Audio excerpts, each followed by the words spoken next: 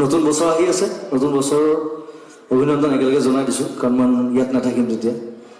আৰু এটা বহুত পুৰণা গানেৰে আজি অনুষ্ঠান আৰম্ভ কৰিছোঁ। Thank U.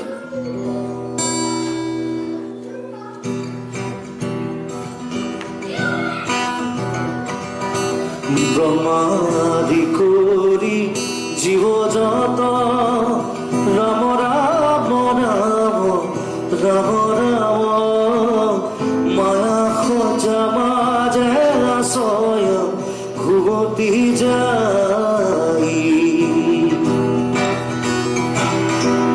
তুমি চৈতন্য সদা